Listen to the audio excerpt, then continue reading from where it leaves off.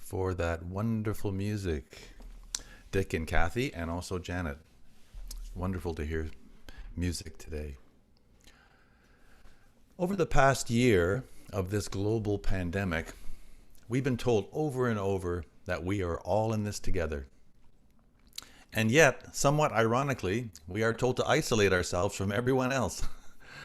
So it often doesn't feel like we're all in this together, but perhaps we are all in this alone. This is a quote that's originally attributed to a comedian Lily Tomlin, but I'm sure there are other references as well. It would be sad to believe that we are all in this alone. Certainly we are alone with our thoughts, but most of us, I believe, get much comfort, enjoyment, and love by sharing our experiences, our thoughts, our hopes, and our dreams with others that we interact with and care about. And one of those beautiful shared experiences in life is music. Listening to music, playing music, creating music, and singing are joyous, creative, life-affirming experiences.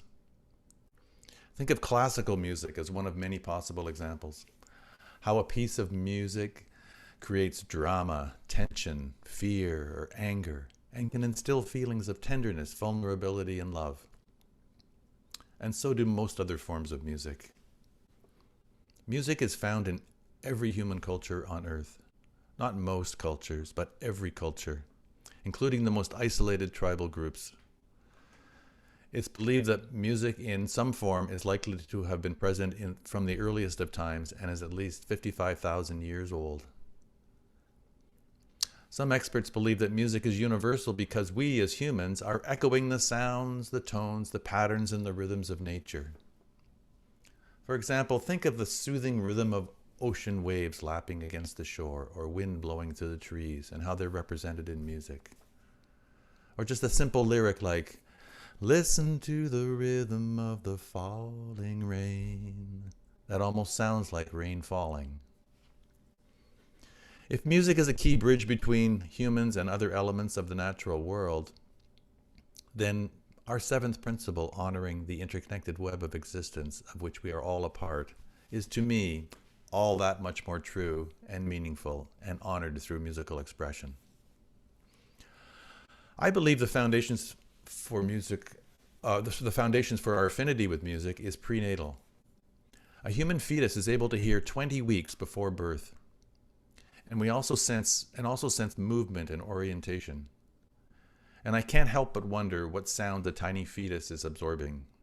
A mother's voice, a steady heartbeat, regular breathing, and footsteps must surely be the first sounds embedded in the prenatal brain. A human brain that is hardwired to find order and pattern in the external, seemingly chaotic environment. Experts also believe that the ability to hear in the womb strengthens the bond between a mother and child, the primal communication of emotional states, and ultimately the survival of the newborn. However, is it also possible that these basic steady rhythms are simply being alive, such as heartbeat and breathing, are the rhythmic foundation of our deep need and affinity with music? As children, we begin to discover and explore melody, rhythm, and movement and patterns, but gradually the intention and meaning associated with those patterns as well. And in adulthood, musicians continue that voyage of discovery in more sophisticated ways, creating order and beauty using melody, rhythm, and harmony, such as we've heard today. Researchers have recently discovered that there's a special part of our brain that is dedicated for processing music, supporting the theory that music plays an especially important part in our lives. Playing music and singing together has been shown to release endorphins, which help suppress pain, increase pleasure, and bring about social closeness. Furthermore, music has been linked to the release of dopamine, another neurotransmitter that is linked to increased pleasure. Is it any wonder that so many of us have joined choirs, or attempt to learn an instrument, or just simply listen to music? And so the foundation of music is deeply embedded in each of us, whether we think we are musical or not. These early building blocks of music make make a difference to our internal world, to our understanding of the external world, to our interconnectedness with nature and our connectedness with each other. As we grow and develop, music and song becomes a key part of our shared experience, connecting our own beliefs and ourselves with family, friends, and the larger world. In our youth, we develop an affinity to certain singers and bands, and that helps define who we are, who we associate with, and who we are attracted to. Music and songs are defining elements of youth culture. When I hear a certain song from my youth, I remember exactly where I was, who I was with, and how I felt. I'm sure you have had the same experience. Music has the power to carry us back into that same emotional place. Maybe it was on a road trip, maybe it was a movie, a dance, a first love. Through music, we are bonded to those with whom we share something in common, along with hairstyles, dress, values, and the way we view the world. This past January, we witnessed how much music played a part in the inauguration day of President Joe Biden, a program that was reflective of the racial diversity and musical styles of the United States. Songs with titles such as Land of Hope and Dreams, Better Days, and Undivided were deliberately chosen to emotionally reinforce the president's message of unity. But how do music and song make a difference to us as Unitarians?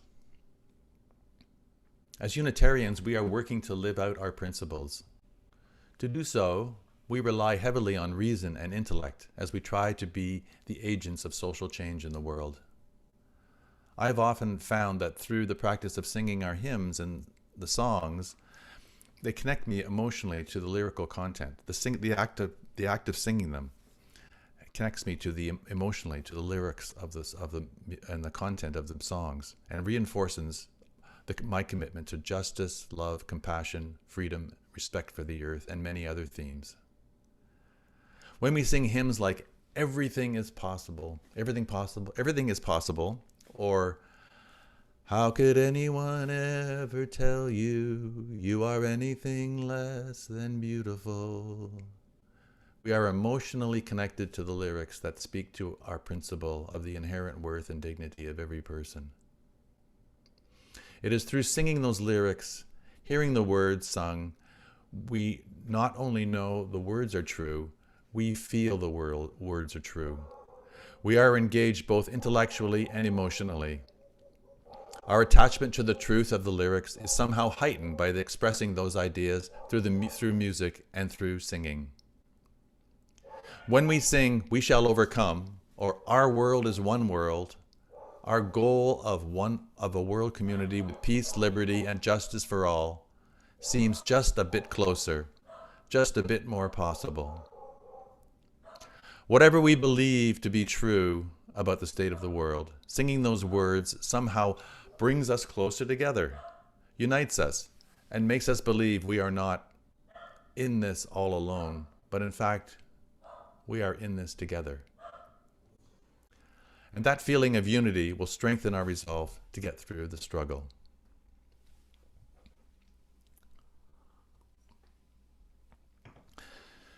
I never fully understood the power of song until I began to write songs myself and see their effect on others. Having been educated as a scientist, I tended to write songs that were linear, logical stories, some with a message, others just reflections on the world around me. Songs were and are an expression of my inner thoughts and feelings. While I would be aware of the emotional impact of other people's songs and popular songs and rock songs on me, I did not understand how my songs could make a difference to others. I only knew I needed to write them and sing them. I also didn't fully understand that writing songs was a way for me to share not just my thoughts, but served as an outlet for my own emotions.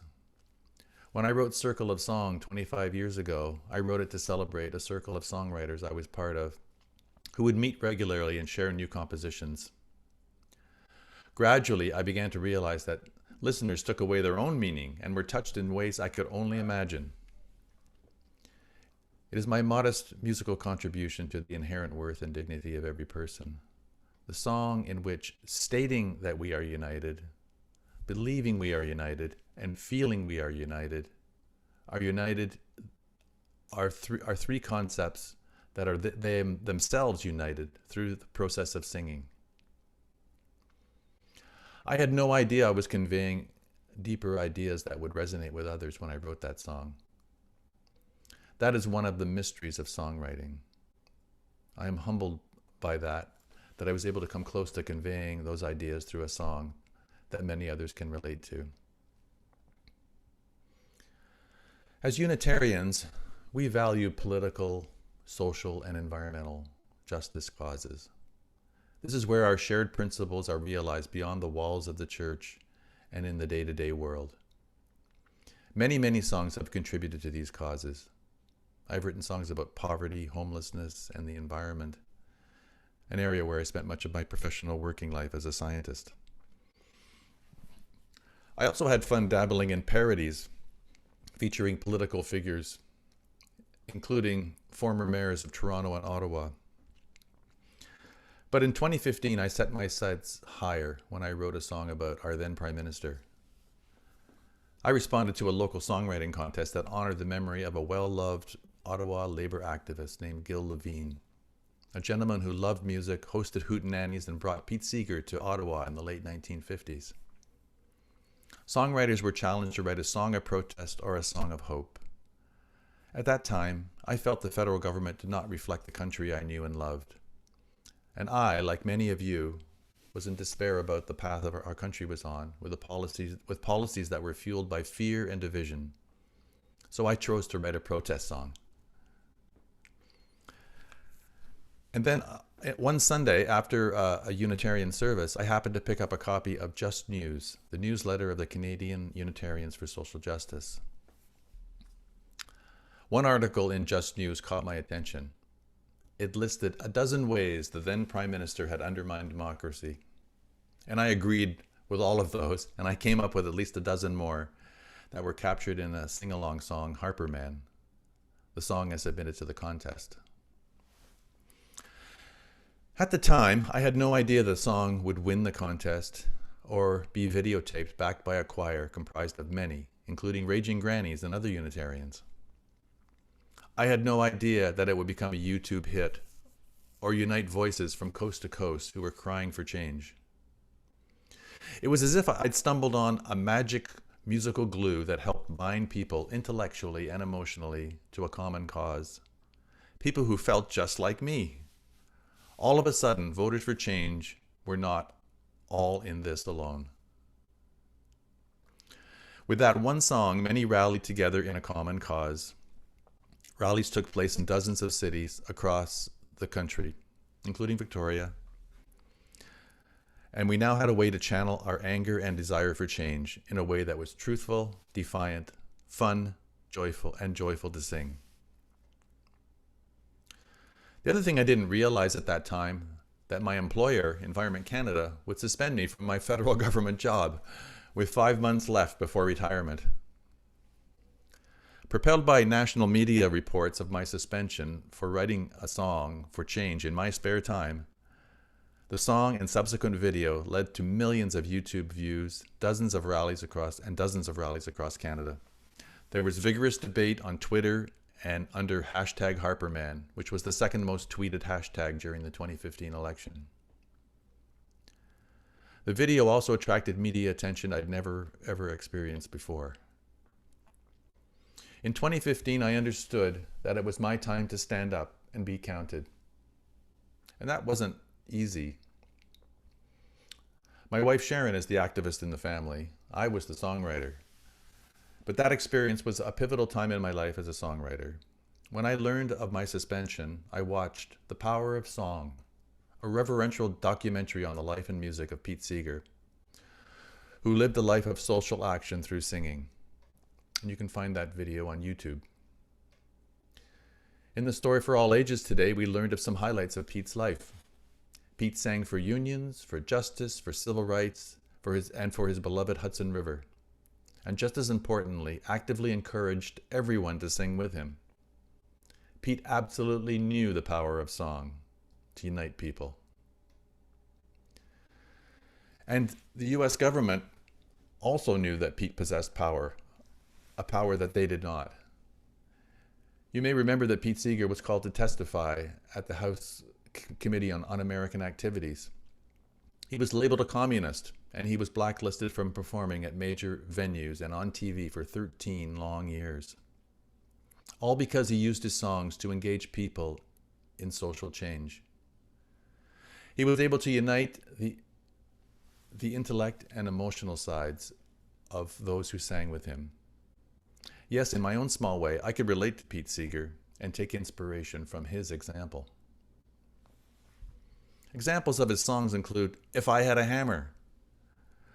It's the hammer of justice, the bell of freedom, and the love between my brothers and my sisters.